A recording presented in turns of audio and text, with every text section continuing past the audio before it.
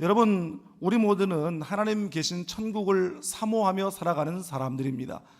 그런데 천국은 죽어서만 가는 곳이 아니라 우리가 이 땅을 살면서 하나님 나라의 가치와 문화, 그리고 하나님의 통치 아래 우리가 살게 되면 이 땅에서도 천국을 누리며 살게 되는 줄 믿습니다. 오늘 본문 시편 84편은 고라자손의 시라고 하는 표제어가 붙어 있습니다. 이 오늘 시편 그리고 고라자손에 대해서 이해하려면 민수기 16장에 기록된 한 사건을 이해해야 됩니다. 여러분, 이스라엘 12지파 가운데 레위 지파가 있죠. 그런데 그 레위 지파는 제사장인 아론을 도와 성전 봉사의 일을 감당하는 그러한 사람들이었습니다. 레위에게는 세 아들들이 있었어요. 그런데 그 세 아들 가운데 고핫이 있는데 그 고핫의 아들이 이스할이고 이스할의 아들이 바로 이 고라라고 하는 사람입니다. 그런데 이 고라라고 하는 사람, 그래서 성경에 뭐라고 나와 있습니까? 고라를 어떻게 소개하냐면 레위의 증손 고핫의 손자 이스할의 아들이다, 이렇게 말하고 있는 것이죠.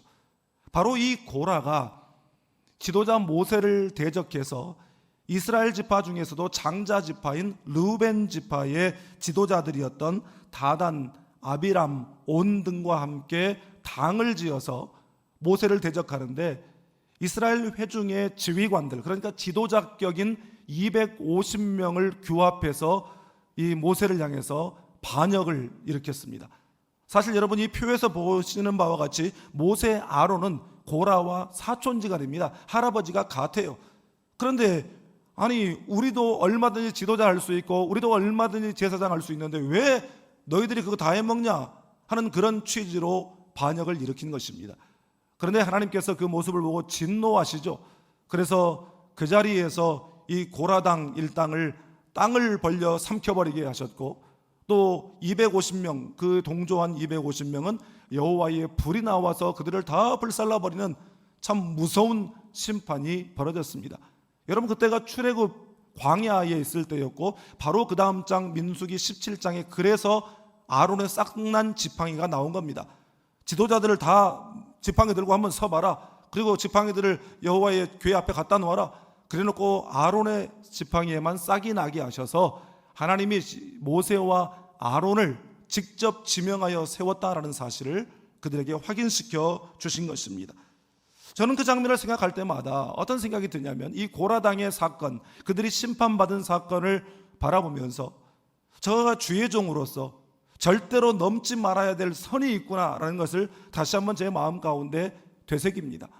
또한 목사인 저뿐만 아니라 교회의 지도자로 부름받고 세움받은 모든 사람들이 교만하지 않고 자신의 본분을 망각하지 않고 섬김의 마음을 잃어버려서는 안 되겠다라고 하는 그런 생각을 하게 됩니다.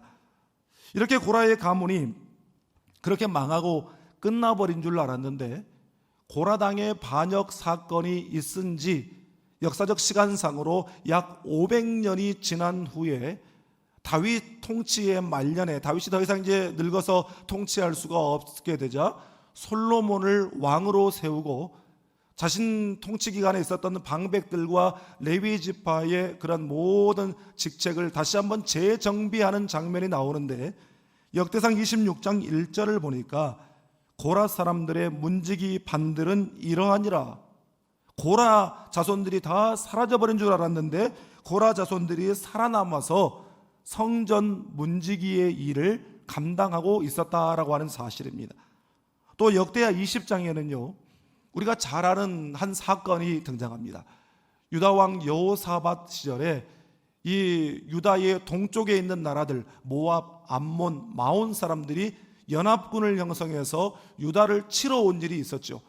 그때 여호사밧이 감당할 수가 없는 그런 대적들 앞에서 그가 군대를 정비하고 무기를 모은 것이 아니라 오히려 찬양대를 조직하고 정비하고 그들에게 거룩한 옷을 입혀 자신의 군대 앞에 그들을 앞세워 하나님을 찬양하며 나갔을 때에 그들이 싸워볼 필요도 없이 하나님께서 복병을 두셔서 그들을 침으로 완전한 승리를 경험한 그 브라가 골짜기의 승리, 송축 골짜기의 승리를 여러분 잘 알고 있을 것입니다. 바로 그 장면에서도 고라 자손이 큰 역할을 감당했습니다. 역대하 20장 19절 말씀을 우리 함께 읽겠습니다. 그앗 자손과 고라 자손에게 속한 레위 사람들은 서서 심히 큰 소리로 이스라엘 하나님 여호와를 찬송하니라. 아멘. 이 그앗은 레위의 아들 고앗을 말합니다. 그리고 고라 자손이 여기에 등장합니다. 여러분, 고라 자손들의 찬양이 힘이 있었어요. 왜 그랬겠습니까? 자기들의 조상 고라는 하나님의 뜻을 거역하고 하나님이 세우신 지도자를 대적하고 심판을 받아 그렇게 죽었지만, 그 와중에도 하나님이 자신들을 버리지 아니하시고 사명 감당하게 하신 하나님의 그 사랑 앞에서 그들이 감격할 수밖에 없었던 것이죠. 그래서 하나님의 그 사랑을 생각하면 건성으로 찬양할 수가 없었던 것입니다. 여러분, 이런 감격의 찬양에 능력이 나타나는 줄 믿습니다. 그러니 이 고라 자손은 하나님이 계신 곳, 하나님의 장막이 사랑스러울 수밖에 없는 것이죠. 오늘 말씀을 통해서 하나님의 성전을 사모하는 자가 받게 될 축복이 무엇인지를 우리가 알고, 오늘날 하나님의 집인 교회를 더욱 사랑하고 교회와 예배를 통해 주시는 귀한 복을 다 받아 누리게 되기를 주님의 이름으로 축복합니다. 먼저 오늘 본문 4절 말씀을 함께 읽겠습니다. 주의 집에 사는 자들은 복이 있나니 그들이 항상 주를 찬송하리다. 아멘. 오늘 본문 이 시편에는 복이 있다라고 하는 말이 3번 등장합니다. 어떤 사람이 복이 있는가를 말해주는데, 그 첫 번째가 주의 집에 사는 자가 복이 있다, 이렇게 말합니다. 성경학자들은 이 시편 84편이 어떤 역사적 배경 가운데 쓰여졌는가를 연구하는 가운데 이렇게 이야기를 합니다. 유다 왕 히스기야 때에 이 아수르 왕 사네립이 유다를 침공했던 적이 있습니다. 그리고 많은 사람들을 포로로 아수르로 끌고 갔어요. 바로 그때 이 고라 자손들도 거기에 끌려가서 하나님의 전에 나아갈 수 없고 하나님 앞에 예배할 수 없는 그 답답한 상황 가운데 성전을 향한 그리움과 또 성전 예배를 향한 사모함을 노래한 시일 것이다, 이렇게 말을 합니다. 시인은 너무너무 사랑하고 그리운 여인을 만나지 못해 병이 나버린 상사병에 걸린 사람처럼 그렇게 하나님의 성전을 그리워하고 있는 것을 볼 수 있습니다. 3절에서 시인은 하나님을 향해서 나의 왕, 나의 하나님이라고 부릅니다. 우리 왕, 우리 하나님이 아니라 나의 왕, 나의 하나님이라고 개인적인 친밀함을 지금 표현하고 있는 것이죠.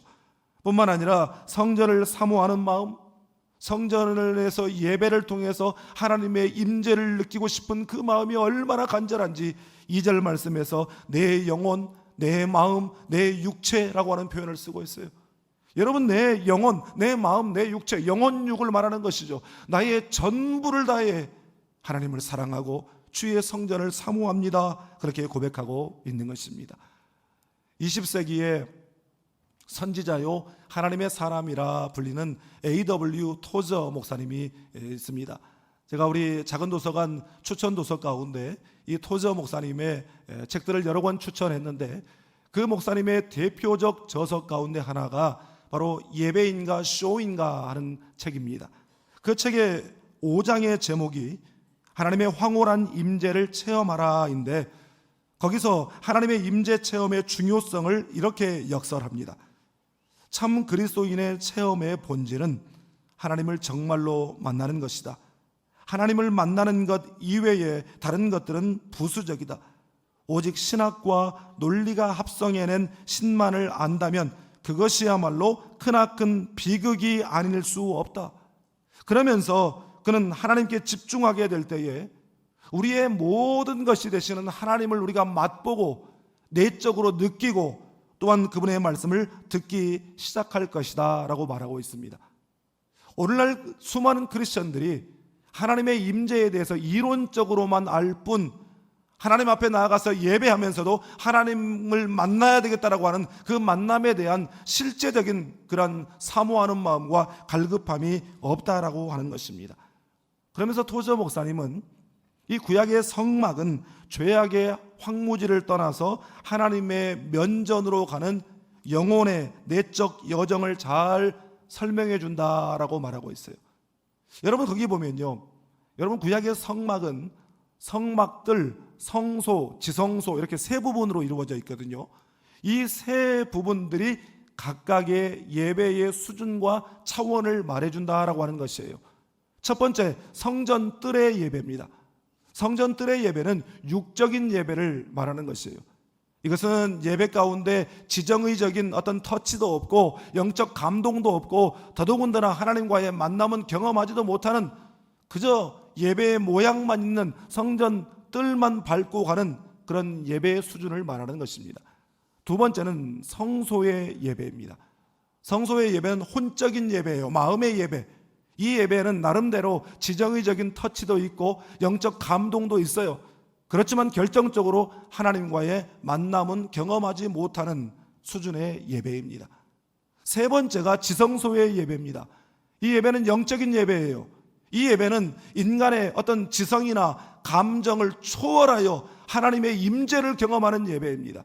바로 그곳에서 죄 용서의 확신을 받고 또 그곳에서 나의 있는 모습 그대로가 받아들여지는 체험을 하는 예배가 바로 지성소의 예배라는 것입니다. 여러분, 나는 여러분 모두가 성전 뜰만 밟고 가는 예배자가 아니라 감정적 터치로 은혜 받았다고 스스로를 위로하는 그런 성소의 예배자가 아니라 예배 자리로 나아올 때마다 하나님의 임재를 경험하는 지성소의 예배자들이 되기를 주님의 이름으로 축복합니다. 여러분, 예배 시간에는 예배에 집중해야 됩니다. 가끔 어떤 분들은 그 예배 시간은, 설교 시간, 그 귀한 시간에 주보 탐구를 하시는 분들이 있어요. 또 어떤 분들은 그 스마트폰과의 연애에 빠져가지고 손을 놓지 못하는 분들이 있어요. 제가 언젠가 한번 바둑 두는 곳에 이렇게 가봤는데요, 이 서울 탑골공원에서 어른들이 바둑을 두고 있더라고요. 그리고 이제 짜장면을 이제 배달시켰어요. 그런데 지금 짜장면이 배달돼가지고 다 식고 다 불고 있는데도 바둑판만 뚫어지게 바라보고 있어요. 그걸 보면서 바둑 하나에만 빠져도 저렇게 집중하는데 우리 예배자들은 뭔가 하는 생각이 들었어요. 여러분, 얼마나 바둑에 빠지고 바둑에 집중해 있으면 주일날 예배하는 중에 목사님이 예수님 이름으로 기도드립니다, 그러니까 아다리 그러겠습니까? 여러분, 하나님과의 만남을 사모함으로 영적 영육을, 우리의 영혼육을 집중하여 하나님의 영광스러운 임재를 체험하는 예배자들이 되기를 주님의 이름으로 축복합니다. 다음으로 본문 5절 6절 말씀을 함께 읽겠습니다. 주께 힘을 얻고 그 마음에 시온의 대로가 있는 자는 복이 있나이다. 그들이 눈물 골짜기로 지나갈 때에 그곳에 많은 샘이 있을 것이며 이른 비가 복을 채워주나이다. 아멘. 서두에도 말씀드렸듯이 본문에는 복이 있다라고 하는 말이 3번 나와요. 두 번째가 그 마음에 시온의 대로가 있는 자가 복이 있다, 이렇게 말을 합니다. 여러분, 시온의 대로는 하나님의 성전이 있는 예루살렘으로 가는 길, 즉 하나님께 나아가는 길을 표현한 것이에요. 제가 오늘 설교 제목을 시온의 대로, 그래서 영어로 The Highway to Zion 이렇게 써놨어요.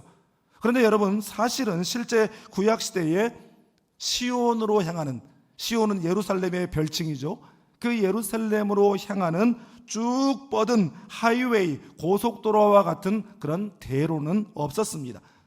북쪽에서 예루살렘으로 오려면 높은 산과 깊은 골짜기를 지나야 되고, 남쪽 지역에서 예루살렘을 향하여 가다 보면 수많은 광야와 사막을 지나야만 하는 그런 길이에요. 설령 그런 길을 지나지 않으려면 어떻게 해야 되냐면 지중해 연안을 따라가야 되는데 거기에는 블레셋 족속이 살고 있습니다.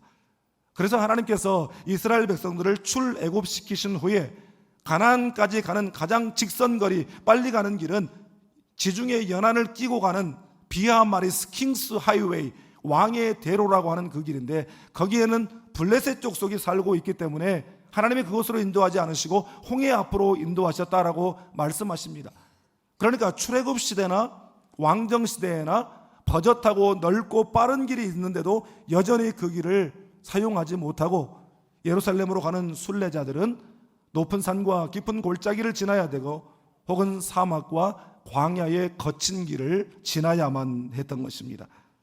그리고 이어지는 5절 말씀을 보니까 눈물 골짜기로 지나간다 이렇게 말하고 있어요.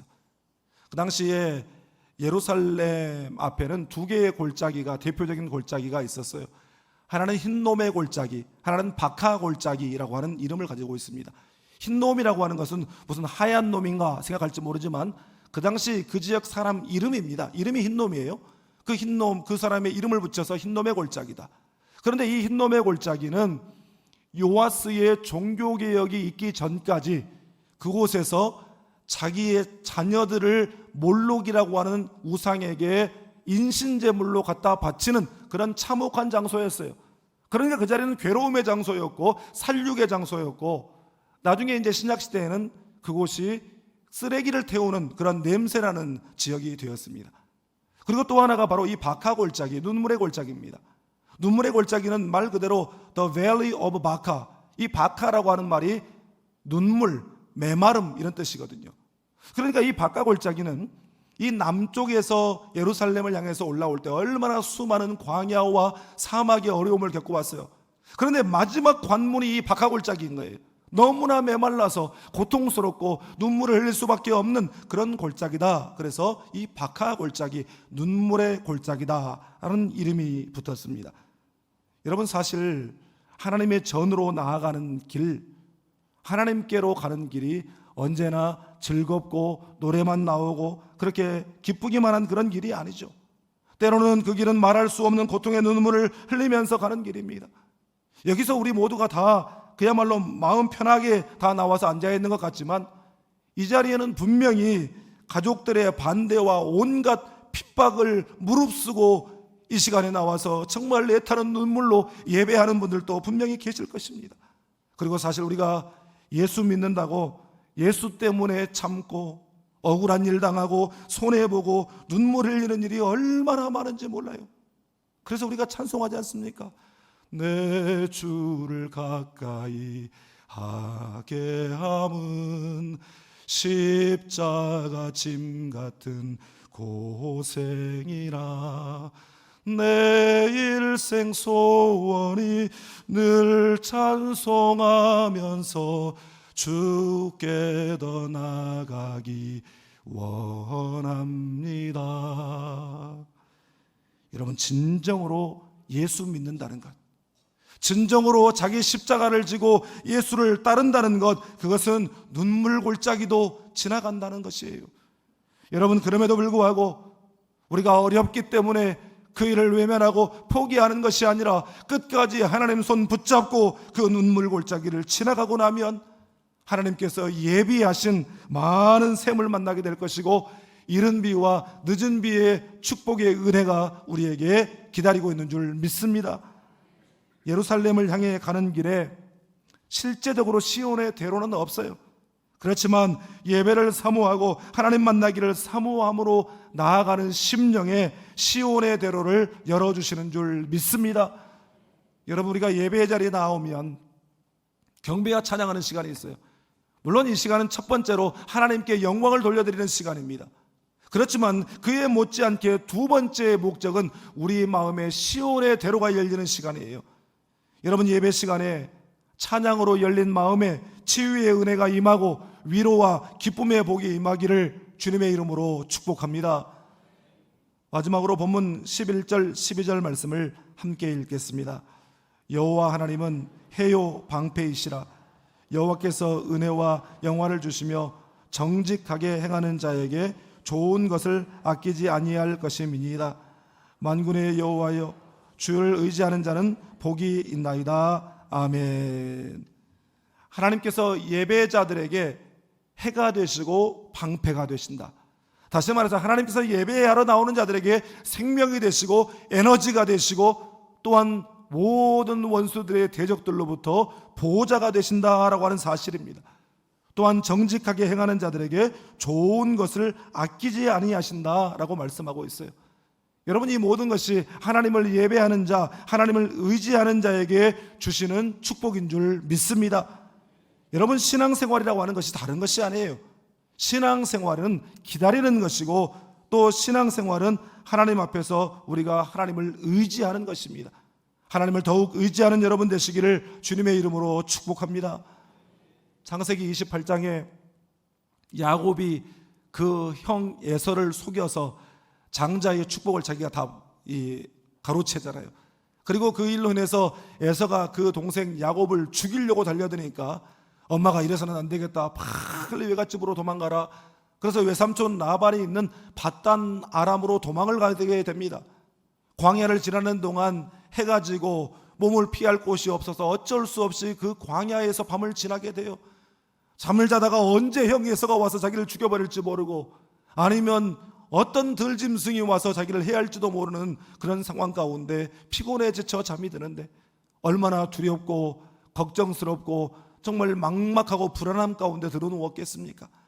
아마도 성경에는 기록되어 있지 않지만 그때 처음으로 야곱은 정말 진지하게 하나님의 이름을 부르지 않았을까 하는 생각이 듭니다. 한숨 섞인 목소리로 주여 주여 그렇게 불렀을 거예요. 그렇게 잠들어 있는데 그의 꿈에 하나님이 찾아오시죠.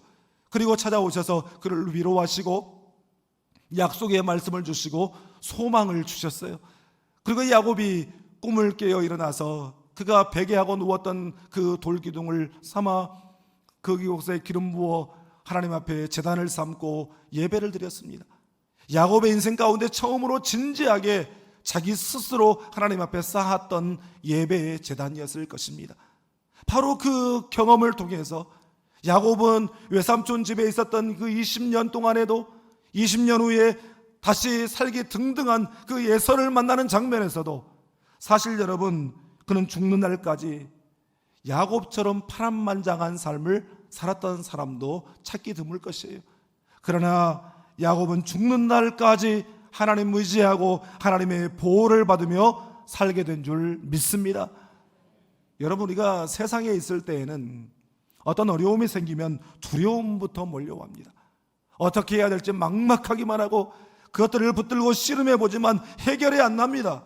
그러나 성전을 사모하여 예배의 자리로 나오는 자는 하나님 의지함으로, 하나님을 신뢰함으로 그 문제를 하나님 앞에 맡기게 되는 것입니다. 그러면 염려, 근심, 걱정, 낙심하는 대신 기도하는 것입니다.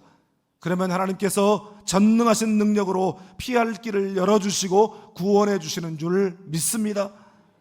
여러분, 세상 자리에 있으면 세상 의지하지만 하나님을 예배하는 자리에 있으면 하나님을 예배하게 되는 것입니다. 세상 자리에 있으면 힘 있는 사람, 능력 있는 사람 어디 있을까 찾아 헤매지만 예배하는 자리에 나아가면 전능하신 하나님 앞에 손을 들게 되는 줄 믿습니다.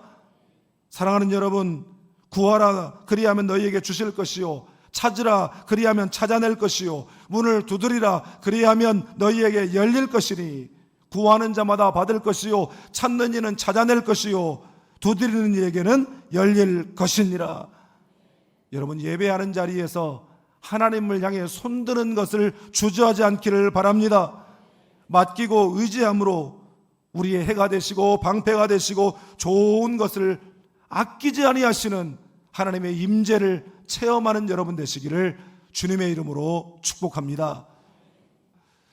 여러분, 시온의 대로는 세상에서 승리하고 성공하고 잘 나가고 대박나는 그런 길이 아니라 하나님을 사랑하는 마음으로 하나님께 나아가는 길, 하나님과 세상 사이에서 더 이상 머뭇머뭇하지 아니하고 주님 뜻대로 살기로 결단하는 길, 하나님의 임재를 가장 큰 축복으로 여기며 그 속에서 위로와 기쁨과 의지와 보호의 복을 누리며 살아가는 길인 줄 믿습니다. 하나님 사랑하고 하나님의 집, 교회 사랑하고 전심으로 예배를 사모하는 여러분들에게 하나님께서 시온의 대로를 활짝 열어주시기를 주님의 이름으로 축복합니다.